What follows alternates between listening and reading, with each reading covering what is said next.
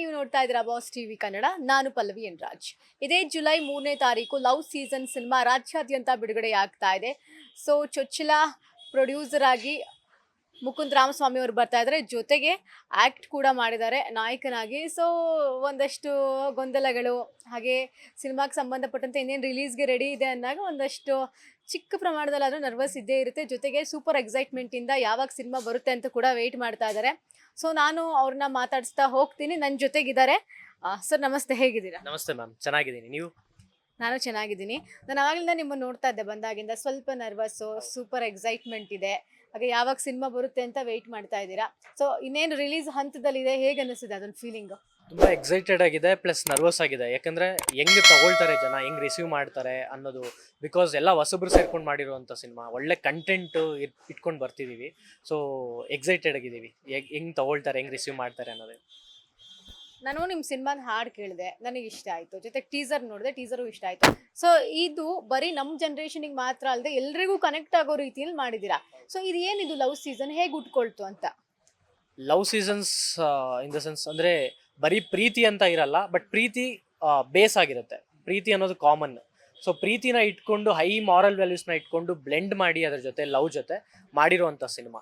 So overall ನಿಮಗೆ ಒಳ್ಳೆ content. ಅಂದರೆ ಈ ಸಿನಿಮಾ ನೋಡ್ತಿದ್ರೆ ಇದು ಇದು ನನಗೆ ಕನೆಕ್ಟ್ ಆಗುತ್ತೆ, ಇಲ್ಲ ನನ್ನ ಫ್ರೆಂಡ್ ಕನೆಕ್ಟ್ ಆಗುತ್ತೆ, ಇಲ್ಲ ನಮ್ಮ ಮಗನ ಕನೆಕ್ಟ್ ಆಗುತ್ತೆ, ಇಲ್ಲ ನನ್ನ ಮಗಳಿಗೆ ಕನೆಕ್ಟ್ ಆಗುತ್ತೆ, ಇಲ್ಲ ನನ್ನ ಮಗ ಈ ಥರ ಇದ್ದಿದ್ರೆ ಚೆನ್ನಾಗಿರ್ತಿತ್ತು, ಇಲ್ಲ ನನ್ನ ಮಗಳು ಈ ಥರ ಇದ್ದಿದ್ರೆ ಚೆನ್ನಾಗಿರ್ತಿತ್ತು ಅನ್ನೋ ಕನೆಕ್ಟ್ ಮಾಡ್ಕೊಳ್ಳುವಂಥ ಸಿನಿಮಾ ಇದು.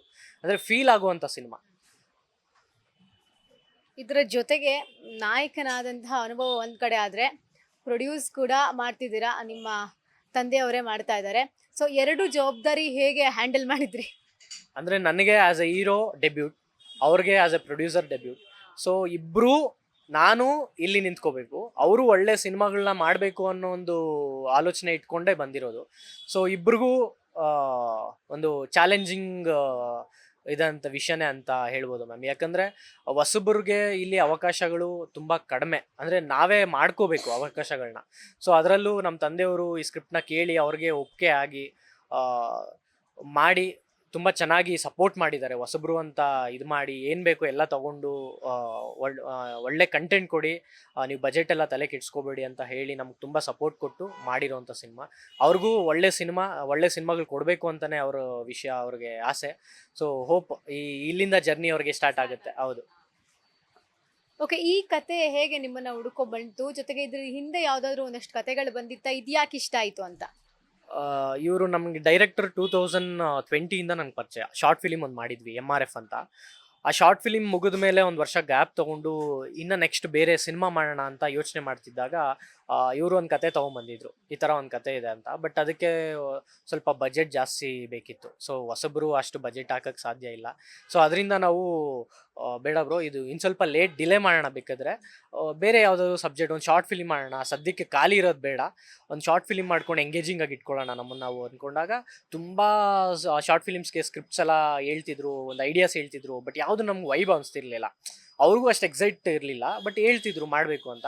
ಬಟ್ ಬೆಳಗ್ಗೆ 5 ಗಂಟೆ ಬೆಳಗ್ಗೆಯಲ್ಲಿ ಅವ್ರಿಗೊಂದು ಐಡಿಯಾ ಬಂದು ನನಗೆ ಸಡನ್ನಾಗಿ ಕಾಲ್ ಮಾಡಿದ್ರು, ಈ ಥರ ಒಂದು ಐಡಿಯಾ ಬಂದಿದೆ, ಎಕ್ಸೈಟಿಂಗ್ ಆಗಿದೆ, ಕೇಳಿ ಅಂತ. ಕೇಳಿದಾಗ ನನಗೂ ಈ ಥರ ಒಂದು ಡಿಫ್ರೆಂಟಾಗಿ ಮಾಡಬೇಕು ಅನ್ನೋದು ನನಗೂ ಒಂದು ಐಡಿಯಾ, ಒಂದು ಇದಿತ್ತು, ಇಷ್ಟ ಇತ್ತು, ಮಾಡಬೇಕು ಏನಾದರೂ ಒಂದು ಡಿಫ್ರೆಂಟಾಗಿ ಅಪ್ರೋಚ್ ಮಾಡೋಣ ಅಂತ.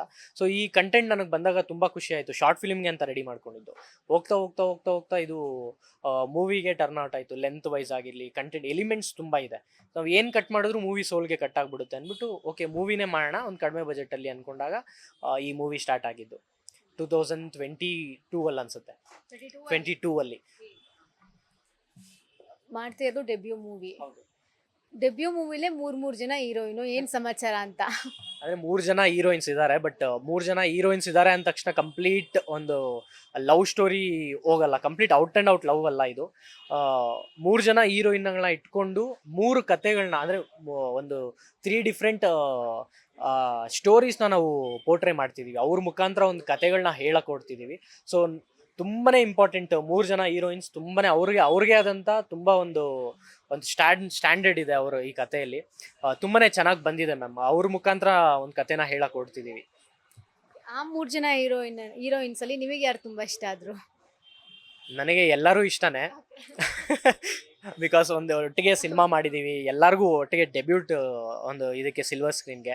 ಸೊ ಎಲ್ಲರೂ ಅವ್ರವ್ರ ಕಷ್ಟನೇ ಪಟ್ಟಿದ್ದಾರೆ. ಬಟ್ ನನಗೆ ಓವರಾಲ್ ನನಗೆ ಅವ್ರಿಷ್ಟ ಇವ್ರಿಷ್ಟ ಅನ್ನೋದಕ್ಕಿಂತ ಕಥೆಯಲ್ಲಿ ಬರುವಂಥ ಒಂದು ಸಿಚುವೇಶನ್ ತುಂಬ ಚೆನ್ನಾಗಿ ತೊಗೊಂಡೋಗಿದ್ದಾರೆ ಡೈರೆಕ್ಟರ್. ತುಂಬ ಚೆನ್ನಾಗಿ ಬ್ಲೆಂಡ್ ಮಾಡಿ ಒಂದು ಲೈಫ್ನ ಔಟ್ ಮಾಡ್ದಿರ ಎಲ್ಲೂ ಇದು ಒಂದು ನನಗೆ ಓನ್ ಎಕ್ಸ್ಪೀರಿಯನ್ಸ್ ಆಗಿದೆ ಅನ್ನೋ ರೀತಿಯಲ್ಲಿ ಫೀಲ್ ಆಗುವಂಥ ಸಿನಿಮಾ ಇದು. ಸೊ ಆ ಥರ ಬ್ಲೆಂಡ್ ಮಾಡಿ ತೊಗೊಂಡೋಗಿದ್ದಾರೆ. ನೀವ್ ಯಾರನ್ನ ಲವ್ ಮಾಡ್ತೀರಾ, ಕೊನೆಗೆ ಯಾರನ್ನ ಮದ್ವೆ ಆಗ್ತೀರಾ? ಅದು ನೀವು ಸಿನಿಮಾನೇ ನೋಡಬೇಕು ಮ್ಯಾಮ್, ಸಿನಿಮಾನೇ ನೋಡಬೇಕು. ಹೌದೌದು, ಬಿಕಾಸ್ ಅದು ಬಿಟ್ಕೊಟ್ರೆ ಓವರಾಲ್ ನಿಮಗೆ ಸೋಲ್ ಹೊರಟೋಗ್ಬಿಡುತ್ತೆ. ಬಿಕಾಸ್ 3 ಜನ ಲವ್ ಹುಡುಗಿರಿರೋದ್ರಿಂದ ನಿಮಗೆ ಯಾರನ್ನ ಒಪ್ಕೊಳ್ತಾರೆ, ಯಾರು ಏನು ಅನ್ನೋದು ಕಂಪ್ಲೀಟ್ ಕತೆ ಲೈನ್ ಬಿಟ್ಕೊಂಡಂಗೆ ಆಗ್ಬಿಡುತ್ತೆ. ನಿಮ್ ಕ್ಯಾರೆಕ್ಟರ್ ಏನು, ಜೊತೆಗೆ ಹೇಗೆ ಮೂವ್ ಆನ್ ಆಗುತ್ತೆ ಇಡೀ ಸಿನಿಮಾ ಥ್ರೂ? ಈ ಕ್ಯಾರೆಕ್ಟರ್ ನಾನು ರಾಮ್ ಅನ್ನೋ ಕ್ಯಾರೆಕ್ಟರ್ ಪ್ಲೇ ಮಾಡ್ತಿದ್ದೀನಿ ಸಿನಿಮಾದಲ್ಲಿ. ತುಂಬ ವಿಭಿನ್ನವಾಗಿ ಡಿಫ್ರೆಂಟ್ ಆಗಿದೆ ಮ್ಯಾಮ್ ನನ್ನ ಕ್ಯಾರೆಕ್ಟ್ರು. ಅವನು ಬೆಳೆದಿರೋ ರೀತಿ ಆಗಿರ್ಬೋದು, ಒಂದು ಬೆಂಗಳೂರಲ್ಲಿ ನಡೆಯುವಂಥ ಕತೆ ಇದು. ಅವ್ನು ಬೆಳೆದಿರೋ ರೀತಿ ಆಗಿರ್ಬೋದು, ಅವ್ನು ಯಾವ ಥರ ಅವ್ನ ಮೈಂಡ್ಸೆಟ್ ಇರುತ್ತೆ. ಬಿಕಾಸ್ ಈ ಪ್ರೆಸೆಂಟ್ಸ್ ಸಿಚುವೇಶನಲ್ಲಿ ಯಾರಿಗೂ ಆ ಥರ ಮೈಂಡ್ಸೆಟ್ ತುಂಬ ಕಡಿಮೆ ಇದ್ದಾರೆ, ತುಂಬ ಕಡಿಮೆ. ತುಂಬ ಒಳ್ಳೆತನ ಒಂದು ಒಂದು ಮೈಂಡ್ಸೆಟ್ಟಲ್ಲಿ ಬೆಳೆದಿರ್ತಾನೆ. ಸೊ ಅವನಿಗೆ ಈ ಒಂದು ಲೈಫಲ್ಲಿ ಒಂದು ಮಿಡಲ್ ಕ್ಲಾಸ್ ಒಂದು ಹುಡುಗನಿಗೆ ಈ ಥರ ಸಿಚುವೇಶನ್ಸ್ ಬಂದರೆ ಅವ್ನು ಯಾವ ಥರ ಹ್ಯಾಂಡ್ಲ್ ಮಾಡ್ತಾನೆ, ಯಾವ ಥರ ಹ್ಯಾಂಡ್ಲ್ ಮಾಡಿರ್ತಾನೆ ಅನ್ನೋದು ಅವ್ರ ಲೈಫಲ್ಲಿ ಕನೆಕ್ಟ್ ಆಗುವಂಥ ಆಡಿಯನ್ಸ್ಗೆ ಕನೆಕ್ಟ್ ಆಗುತ್ತೆ. ಇದು ನನ್ನ ಲೈಫಲ್ಲಿ ಹಿಂಗೆ ಆಗಿತ್ತು, ಹಿಂಗೆ ಮಾಡಿದ್ದೆ. ಓವರಾಲ್ ನಿಮಗೆ ತಗೊಂಡ್ರೆ ನಿಮಗೆ ಕನೆಕ್ಟ್ ಲೈಫಲ್ಲಿ ನಾನೇನೋ ಮಾಡಿದ್ದೆ ಅನ್ನೋದೊಂದು ಕನೆಕ್ಷನ್ ಬಿಲ್ಡ್ ಆಗುತ್ತೆ ಸಿನಿಮಾ ನೋಡ್ತಾ ನೋಡ್ತಾ. ಓಕೆ, ಇಡೀ ಸಿನಿಮಾದ ಒಂದು ಅನುಭವಗಳನ್ನ ಹೇಳೋದಾದ್ರೆ? ತುಂಬಾ ಕಷ್ಟ ಇತ್ತು. ಬಿಕಾಸ್ ಹೊಸಬರಿಗೆ ಯಾವುದು ಈಸಿ ಅಲ್ಲ.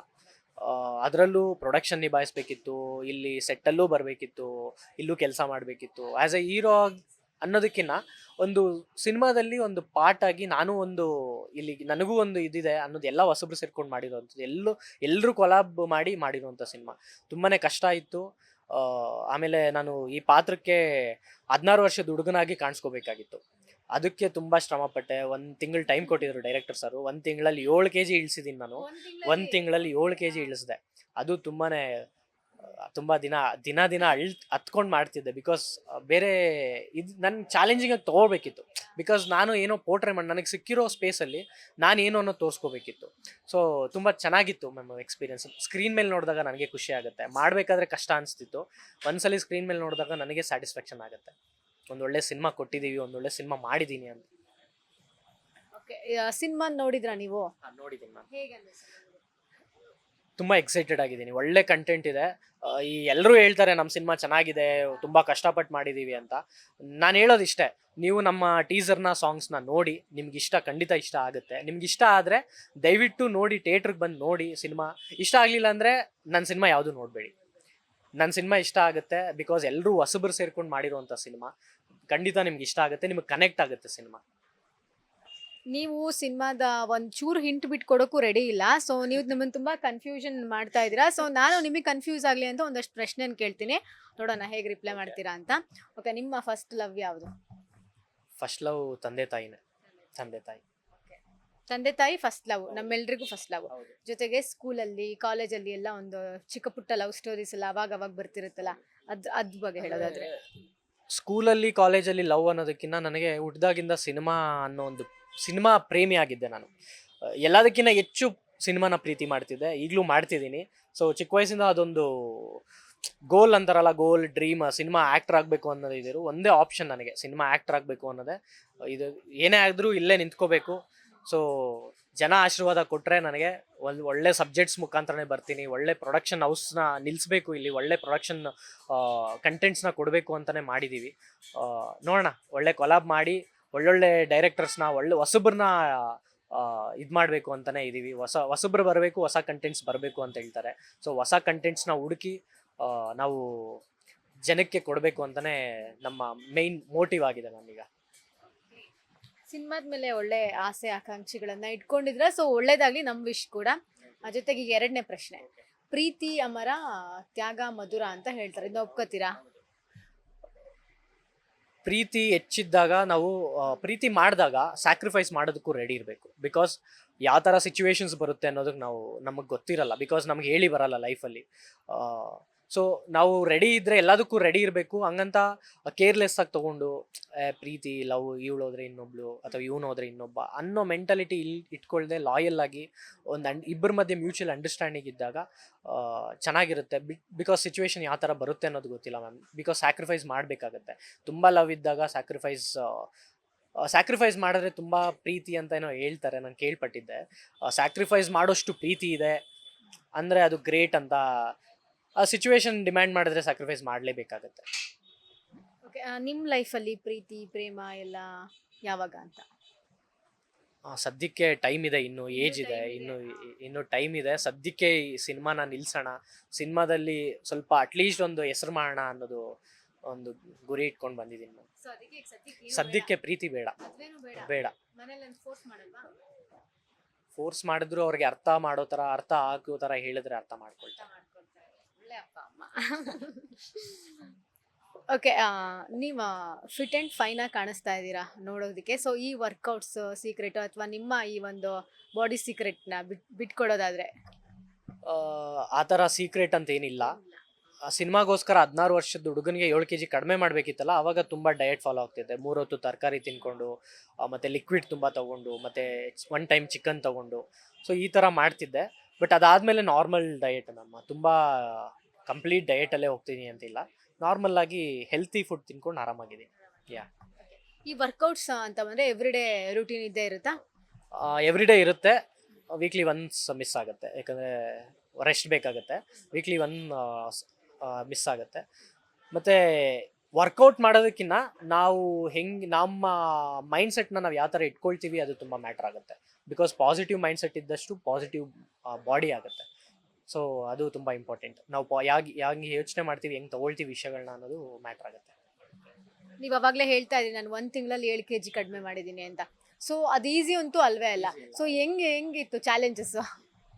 ಪ್ರತಿದಿನ ಕಷ್ಟಪಟ್ಟು ಸ್ಟಾರ್ಟಿಂಗಲ್ಲಿ ಎಕ್ಸೈಟ್ ಇತ್ತೆ, ಏನು ಮಾಡಿಬಿಡ್ಬೋದು. 10 kg ಸಣ್ಣ ಇಟ್ಕೊಂಡಿದ್ದೆ, 10 kg ಮಾರ್ಕ್ ಇಟ್ಕೊಂಡಿದ್ದೆ, 10 kg ಆಗಲೇಬೇಕು ಅಂತ. 32 ಡೇಸ್ ಟೈಮ್ ಕೊಟ್ಟಿದ್ರು ನನಗೆ. 32 ಡೇಸ್, ನೆಕ್ಸ್ಟ್ ಶೆಡ್ಯೂಲ್ಗೆ 32 ಡೇಸ್ ಟೈಮ್ ಇತ್ತು. ಮಾಡಿಬಿಡ್ಬೋದು ಬಿಡು ಅಂದ್ಕೊಂಡು, ಈಸಿಯಾಗಿರುತ್ತೆ ಸ್ಟಾರ್ಟಿಂಗಲ್ಲಿ, ಎಲ್ಲರಿಗೂ ಆ ಜೋಶ್ ಇರುತ್ತೆ. ಮಾಡ್ತಾ ಸ್ಟಾರ್ಟಿಂಗ್ 2 ವೀಕ್ಸ್ ನಾನು 1 kg ಕಡಿಮೆ ಆಗಿಲ್ಲ. 2 ವೀಕ್ಸು ನನಗೆ ಡೌಟ್ ಸ್ಟಾರ್ಟ್ ಆಯಿತು, ನಾನು ಕರೆಕ್ಟಾಗಿ ಮಾಡ್ತಿದ್ದೀನಾ ಇಲ್ಲ ನನ್ನ ಬಾಡಿ ಸಪೋರ್ಟ್ ಮಾಡ್ತಿಲ್ವಾ ನನಗೆ. 2 weeks no result, but continuous ಆಗಿ ಮಾಡ್ತಿದ್ದೆ. ನಮ್ಮ ಜಿಮ್ ಟ್ರೈನರ್ನ ಕೇಳಿದೆ ಏನಾಗ್ತಿದೆ ಅಂತ. ನಮ್ಮ ಜಿಮ್ ಟ್ರೈನರ್ ಇವತ್ತು ನಿನ್ಗೆ ಏನು ಇಷ್ಟ ಆಗುತ್ತೋ ತಿನ್ಬಿಡು, ನಾಳೆ ಚೆಕ್ ಮಾಡೋಣ ವೆಯ್ಟ್ ಗೈನ್ ಆಗ್ತಿದೆಯಾ, ಸ್ಟೇಬಲ್ ಹಂಗೆ ಇದೆಯಾ ಅಂತ. ನೆಕ್ಸ್ಟ್ ಬಂದಾಗ 1 kg ರೈಸ್ ಆಗಿತ್ತು. ರೈಸ್ ಆಗಿಲ್ಲ, ಐ ಮೀನ್ ಗ್ರಾಮ್ಸಲ್ಲಿ ಚೇಂಜಸ್ ಇತ್ತು. ಸೊ ಅಲ್ಲಿಂದ ಹೆವಿ ವರ್ಕೌಟ್ ಇನ್ನೂ ಮತ್ತೆ ಸ್ಟಾರ್ಟ್ ಆಯಿತು. ಸೊ ಸ್ಟಾರ್ಟ್ ಆಗಿ ಎಲ್ಲರೂ ಜಿಮ್ಮಲ್ಲಿ ಟ್ರೈನ್ ಮಾಡ್ತಿದ್ರೆ ಬೈತಿದ್ರು, ಯಾಕೆ ಇಷ್ಟು ರಿಸ್ಕ್ ತೊಗೊಳ್ತಿದ್ಯಾ, ಹೆಲ್ತ್ ಪ್ರಾಬ್ಲಮ್ಸ್ ಆಗುತ್ತೆ ಅದು ಇದು ಅಂತ. ಬಟ್ ನನಗೆ ಮೇಯ್ನ್ ಮೋಟಿವ್ ಮಾಡ್ತಿದ್ದು ಸಿನಿಮಾ. ಪ್ರತಿದಿನ ನಮ್ಮ ಸಾಂಗ್ಸ್ನ ನಾನು ಕೇಳಿ ವರ್ಕೌಟ್ ಮಾಡ್ತಿದ್ದೆ.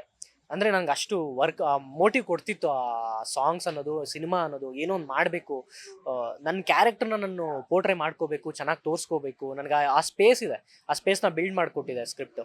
ಸೊ ನಾನು ಮಾಡಿಲ್ಲ ಅಂದರೆ ನನಗೆ ನಾನು ಸ್ಯಾಟಿಸ್ಫ್ಯಾಕ್ಷನ್ ಮಾಡ್ಕೊಳ್ತಿಲ್ವೇನೋ, ನಾನು 100% ಕೊಡ್ತಿಲ್ವೇನೋ ಅನ್ನೊಂದು ಥಾಟಲ್ಲಿ ಮಾಡಿದೆ. ತುಂಬ ದಿನ ಹತ್ತಿದ್ದೀನಿ, ಬ್ಲಡ್ ಸ್ವೆಟ್ಟು ಪ್ರತಿಯೊಂದು ಕೊಟ್ಟಿದ್ದೀನಿ ನಮ್ಮ ಸಿನಿಮಾಗೋಸ್ಕರ. ಓಕೆ, ಅದೇನು ಇವಾಗ ವೆಯ್ಟ್ನ ಲಾಸ್ ಮಾಡ್ಕೊಳ್ಬೇಕು ಅಂತವ್ರಿಗೆ, ಜೊತೆಗೆ ವೆಯ್ಟ್ ಗೇನ್ ಆಗಬೇಕು ಅಂತವ್ರಿಗೆ ನಿಮ್ಮ ಟಿಪ್ಸು. ಸೊ ನೀವು ರೆಗ್ಯುಲರಾಗಿ ಏನು ವರ್ಕೌಟ್ಸ್ ಮಾಡ್ತೀರಾ, ಏನಾದರೂ ಹೇಳೋದಾದರೆ? ಮೇಯ್ನ್ ಡಿಸಿಪ್ಲಿನ್ ಇರಬೇಕು. ಡಿಸಿಪ್ಲಿನ್ ಮತ್ತು ನಾವು ಏನು ತಿಂತೀವಿ, ನಾವು ಯಾವ ಥರ ಯೋಚನೆ ಮಾಡ್ತೀವಿ ಅದು ಮ್ಯಾಟ್ರ್ ಆಗುತ್ತೆ. ಆಮೇಲೆ ತುಂಬ ಲಿಕ್ವಿಡ್ಸ್ ಐಟಮ್ಸು. ಮತ್ತು ನಾನು ತುಂಬ ಫಾಲೋ ಆಗ್ತಿಲ್ಲ ಮ್ಯಾಮ್, ಪರ್ಫೆಕ್ಟ್ ಡಯಟ್ ಇದು ಅನ್ನೋದು ನಾನೇನು ಫಾಲೋ ಆಗ್ತಿಲ್ಲ. ಹೆಲ್ತಿ ಫುಡ್ ತಿನ್ಕೊಂಡು ಮ್ಯಾನೇಜ್ ಮಾಡ್ತಿದ್ದೀನಿ, ಡೈಲಿ ವರ್ಕೌಟ್ ಮಾಡ್ತೀನಿ. ಹೆಲ್ತಿ ಫುಡ್ ತಿನ್ಕೊಂಡು ಮ್ಯಾನೇಜಬಲ್ ಫುಡ್. ಓಕೆ, ಡಯಟ್ ಅಂತಂದರೆ ಇವಾಗ ಲಂಚ್ ಆಗಿರ್ಬೋದು, ಬ್ರೇಕ್ಫಾಸ್ಟು, ಡಿನ್ನರ್ ಏನೇನು ಕನ್ಸ್ಯೂಮ್ ಮಾಡ್ತೀರಾ ಫುಡ್ನ? ಬೆಳಗ್ಗೆ ನಾನು ಫ್ರೂಟ್ಸ್ ತಿಂತೀನಿ ಅರ್ಲಿ ಮಾರ್ನಿಂಗ್ ಅಂದರೆ ಎದ್ದು ಫ್ರೆಶ್ ಅಪ್ ಆಗಿ ಬಂದು ಫ್ರೂಟ್ಸ್ ತಿಂತೀನಿ ಬ್ರೇಕ್ಫಾಸ್ಟ್ಗೆ. ಸ್ವಲ್ಪ ಹೊತ್ತು ಆದಮೇಲೆ ರಾಗಿ ಮಾಲ್ಟ್, ಅದು ನನ್ನ ಬ್ರೇಕ್ಫಾಸ್ಟ್ ಅಲ್ಲೂ ಮುಗೀತು. ಮಧ್ಯಾಹ್ನ ತಿಂದೆ, ಇಲ್ಲಾಂದರೆ ಹೊರಗಡೆ ಹೋದರೆ ಎಲ್ಲಾದರೂ ತಿನ್ನಲ್ಲ. ನೈಟು ಮುದ್ದೆ ಸಾರು ಪಲ್ಯ. ಇದು ಅಂದರೆ ಹೋಮ್ ಫುಡ್ಡಲ್ಲೇ ನೀವು ಡಯಟ್ ಮಾಡ್ತಾ ಇದ್ದೀರಾ? ಹೋಮ್ ಫುಡ್ಡೇ. ಆವಾಗ 1 ತಿಂಗಳಲ್ಲಿ ಸಣ್ಣ ಆಗಬೇಕಿತ್ತಲ್ಲ, ಕಂಪ್ಲೀಟ್ ರಾ ವೆಜಿಟೇಬಲ್ಸ್ ಬೇಯಿಸ್ಕೊಂಡು ಕಂಪ್ಲೀಟ್ ರಾ ಕಷ್ಟ ಆಗ್ತಿತ್ತು, ಬಟ್ ರುಚಿ ಸಿಕ್ತಿತ್ತು, ಅವಾಗ ತಿಂತಿದ್ವಿ. ಬಟ್ ಇದು ಸಡನ್ ಆಗಿ ಸ್ಟಾರ್ಟ್ ಆಯ್ತಲ್ಲ, ಸಡನ್ ಆಗಿ ತಗೊಳಕ್ ಆಗ್ಲಿಲ್ಲ ನನಗೆ. ಆ ಫುಡ್ ತಗೊಳಕ್ ಆಗ್ತಿಲ್ಲ, ವಾಮಿಟ್ ಬರಂಗ್ ಆಗ್ತಿತ್ತು. ಅಂದ್ರೆ ಕಂಟಿನ್ಯೂಸ್ 1 ತಿಂಗಳು ಬರೀ ವೆಜಿಟೇಬಲ್ಸ್ ಅಂದ್ರೆ 3 ಹೊತ್ತುನು ತುಂಬಾನೇ ಕಷ್ಟ ಆಗ್ತಿತ್ತು. ತಿನ್ನಕ್ ಆಗ್ತಿರ್ಲಿಲ್ಲ, ಬಟ್ ತಿನ್ಬೇಕಿತ್ತು. ಹೌದು. ಈಗ ನಾನ್ ವೆಜ್ ಅಂತ ಬಂದ್ರೆ ಎಲ್ಲ ಹೇಗೆ ತಿಂತೀರಾ? ಅಂದ್ರೆ ಇವಾಗ ಡಯಟ್ ಮಾಡೋರೆಲ್ಲ, ಜೊತೆಗೆ ಜಿಮ್ ವರ್ಕೌಟ್ ಮಾಡೋಲ್ಲ ಇಡೀ ಕೋಳಿ ಎಲ್ಲ ತಿಂತಾರಲ್ಲ, ಆ ಥರ ನೀವೇನಾದ್ರು? ಆ ಥರ ಏನಿಲ್ಲ, ಒಂದು 200 ಗ್ರಾಮ್ಸ್ ಡೈಲಿ 200 ಗ್ರಾಮ್ಸ್ ಆ ಥರ ಕನ್ಸ್ಯೂಮ್. ಹೌದು, ಅಷ್ಟೇ. ಬೇರೆ ಮಟನ್, ಚಿಕನ್ ಇದೆಲ್ಲ ನನಗೆ ಅಭ್ಯಾಸ ಇಲ್ಲ. ಓನ್ಲಿ ಚಿಕನ್ ಮಾತ್ರ ತಗೊಳ್ತೀನಿ. ಹೌದು. ಮತ್ತೆ ಹೇರ್ ಕೇರ್ ಏನಾದ್ರು ಮಾಡ್ತಾ? Skin care? Hair care, skin care ಏನಿಲ್ಲ ಮ್ಯಾಮ್. ಹೆಲ್ತಿ ಫುಡ್ ಅಷ್ಟೇ. ಹೇರ್ ಕೇರ್ ಅಂದರೆ ಎಣ್ಣೆ ಇಡಲ್ಲ, ಡೈಲಿ ಸ್ನಾನ ಮಾಡ್ತೀನಿ. ಅಂದರೆ ಎಷ್ಟು ಕೇರ್ ಮಾಡಿದ್ರೂ ಅಷ್ಟು ಇದಾಗುತ್ತೆ ಅನ್ನೋ ನಾ ಕೇರ್ಲೆಸ್. ಅಂದರೆ ಅದ್ರ ಪಾಡಿಗೆ ಅದು ಬಿಡಬೇಕು. ಬಿಕಾಸ್ ಜೀನ್ಸಲ್ಲಿ ಚೆನ್ನಾಗಿದೆ, ಹೇರ್ಸ್ ಎಲ್ಲ ಚೆನ್ನಾಗಿದೆ. ಸೊ ತುಂಬ ಕೇರ್ ಮಾಡೋದಿಲ್ಲ. ಡೈಲಿ ಸ್ನಾನ ಮಾಡ್ತೀನಿ, ಡೈಲಿ ಹೆಲ್ತಿಯಾಗಿ ಇಟ್ಕೊಳ್ತೀನಿ ಅಷ್ಟೇ. ಅಷ್ಟೇ. ತುಂಬ ಚೆನ್ನಾಗಿ ಹೇಳಿದ್ರು ಅವ್ರು ನಮಗೆ ಅವ್ರ ರೂಟೀನ್ ಬಗ್ಗೆ. ಓಕೆ, ಫೈನಲಿ ಇವಾಗ ಸಿನಿಮಾ ರಿಲೀಸ್ಗೆ ರೆಡಿ ಆಗಿದೆ. ಸೊ ನಮ್ಮ ಕನ್ನಡದ ಪ್ರೇಕ್ಷಕರಿಗೆ ಏನು ಹೇಳಕ್ಕೆ ಇಷ್ಟಪಡ್ತೀರಾ? ನಮ್ಮ ಜನತೆಗೆ ಏನು ಹೇಳಬೇಕು ಅಂದರೆ, ನಂಬಿಕೆ ಕಳ್ಕೊಂಡಿದ್ದೀರಾ ಸಿನಿಮಾಗಳ ಮೇಲೆ. ನೀವು ಒಂದು ಸಲ ನಮ್ಮ ಮೇಲೆ ನಂಬಿಕೆ ಇಟ್ಟು ಬನ್ನಿ. ಲವ್ ಸೀಸನ್ ಅನ್ನೋ ಸಿನಿಮಾ ಮೇಲೆ ಖಂಡಿತ ನಾವು ನಿಮ್ಮನ್ನು ಡಿಸಪಾಯಿಂಟ್ ಮಾಡಲ್ಲ. ಬಿಕಾಸ್ ಇದು ಓವರಾಲ್ ನೀವು ಈ ಸಬ್ಜೆಕ್ಟ್ನ ತೊಗೊಂಡ್ರೆ ಈ ಕಾಲಕ್ಕೆ ಈ ದಿನದಲ್ಲಿ ಬೇಕಿರೋವಂಥ ಕಂಟೆಂಟ್ ಇದು. ತುಂಬ ಕಷ್ಟಪಟ್ಟು ಇಷ್ಟಪಟ್ಟು ಎಲ್ಲ ಹೊಸಬ್ರು ಸೇರ್ಕೊಂಡು ಮಾಡಿರೋವಂಥ ಸಿನಿಮಾ. ನಿಮ್ಮ ಸಪೋರ್ಟ್ ಬೇಕು. ಖಂಡಿತ ನಿಮ್ಗೆ ಇಷ್ಟ ಆಗುತ್ತೆ. ಆಮೇಲೆ ಇದು ಹೈ ಮಾರಲ್ ವ್ಯಾಲ್ಯೂಸ್ ಇಟ್ಕೊಂಡು ಒಂದು ಲವ್ ಸ್ಟೋರಿ ಜೊತೆ ಬ್ಲೆಂಡ್ ಮಾಡಿರೋವಂಥ ಸಿನಿಮಾ. ನೀವು ನೋಡಿ, ಎಲ್ಲರಿಗೂ ನಮ್ಮ ಫೀಲಿಂಗ್ಸ್ನ ಹೇಳ್ಕೊಳಕ್ಕಾಗಲ್ಲ, ಅಥವಾ ಕೆಲವೊಂದು ವಿಷಯನ ನಾವು ಹೇಳ್ಕೊಳಕ್ಕೆ ಆಗಲ್ಲ. ಅದನ್ನು ಫೀಲ್ ಮಾಡುವಂಥ ಸಿನಿಮಾ ಇದು. ಸೊ ಒಂದು ವಿಷಯ ನಿಮ್ಗೆ ಆಗಿರೋದ್ರೆ ಆ ಎಕ್ಸ್ಪೀರಿಯನ್ಸ್ನ ಫೀಲ್ ಮಾಡುವಂಥ ಸಿನಿಮಾ. ಖಂಡಿತ ಬನ್ನಿ, ನಿಮಗೆ ಡಿಸಪಾಯಿಂಟ್ ಮಾಡೋದಿಲ್ಲ. ನಮ್ಮ ಮೇಲೆ ನಂಬಿಕೆ ಇಟ್ಟು ಬನ್ನಿ. ನಂಬಿಕೆ ಕಳ್ಕೊಂಡಿದ್ದೀರಾ, ಬಿಕಾಸ್ ನಾವು ರಿಕ್ವೆಸ್ಟ್ ಮಾಡ್ತಿದ್ದೀವಿ, ನಂಬಿ ಬನ್ನಿ ಥಿಯೇಟರ್ಗೆ. ನಿಮ್ಗೆ ಖಂಡಿತ ಇಷ್ಟ ಆಗೇ ಆಗುತ್ತೆ. Thank you so much. Thank you so much. ತುಂಬ ಚೆನ್ನಾಗಿ ಮಾತಾಡಿದ್ರಿ. ನೋಡಿದ್ರಲ್ವಾ, ಇದು ಮುಕುಂದ್ ಅವರ ಮಾತಾಗಿತ್ತು. ವಿಡಿಯೋ ಜರ್ನಲಿಸ್ಟ್ ಲಿಖಿ ಜೊತೆಗೆ Pallavi N Raj, boss TV. Latest ಹಾಗೂ ಇಂಟ್ರೆಸ್ಟಿಂಗ್ ಸುದ್ದಿಗಳಿಗಾಗಿ ಬಾಸ್ ಟಿವಿ ಕನ್ನಡ ಚಾನೆಲ್ನ ಸಬ್ಸ್ಕ್ರೈಬ್ ಮಾಡಿ. ಹಾಗೆಯೇ ಬೆಲ್ ಐಕಾನ್ ಪ್ರೆಸ್ ಮಾಡಿ. ಇದರ ಜೊತೆಗೆ ಫೇಸ್ಬುಕ್, ಇನ್ಸ್ಟಾಗ್ರಾಮ್, ಎಕ್ಸ್ನಲ್ಲೂ ಮಿಸ್ ಮಾಡದೆ ಫಾಲೋ ಮಾಡಿ.